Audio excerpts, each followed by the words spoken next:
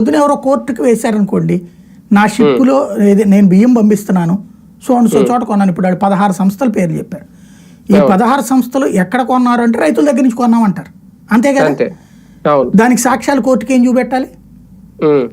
రైతుల దగ్గర నుంచి నేను ధాన్యం కొనుక్కుని రైస్ మిల్లో వేయించుకున్నాను, లేదా నాకు సో బ్రోకర్ అమ్మాడు, నేను బ్రోకర్ నుంచి కొనుక్కోకూడదని నాకే చట్టం లేదుగా. ఆ బ్రోకర్ ఎక్కడ తెచ్చుకుంటే నాకేంటి సంబంధం? నేను బియ్యం కొనుక్కున్నా, అమ్ముతున్నా, దీంట్లో లాభం గడిస్తుంటే నా వ్యాపారాన్ని ఆపేశారు, దీనికి అయినటువంటి నష్టం ప్రభుత్వం భరించాలి రేపు పొద్దున అన్నారనుకోండి, కోర్టుకు వేసారనుకోండి, ఎవరిది జవాబుదారి? చేసే హక్కు ఉంటుంది.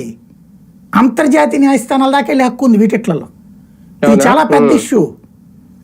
ఎందుకంటే షిప్లో సీజ్ చేయడం అంటే సీజ్ చేయడానికి కొన్ని పారామీటర్స్ ఉన్నాయి. డ్రగ్స్, నిషేధిత వస్తువులు సీజ్ చేయడానికి చట్టం ఉంది.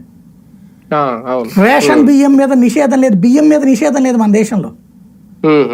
అది రేషన్ బియ్యమా మామూలు బియ్యమా వాళ్ళకి అనవసరం, బియ్యం ఎక్స్పోర్ట్ చేసుకునే అధికారం ఉంది. అది నువ్వు ఎక్కడో కింద స్థాయిలో కంట్రోల్ చేయాల్సిందే తప్పించి షిప్ ఎక్కే కంట్రోల్ చేయడం అనేటటువంటిది రేపు పొద్దున భవిష్యత్తులో చాలా కాంప్లికేషన్స్ వస్తాయి. రేపు అధికారులు ఇరుక్కుంటారు, రాజకీయ నాయకులకి ఏం కాదు.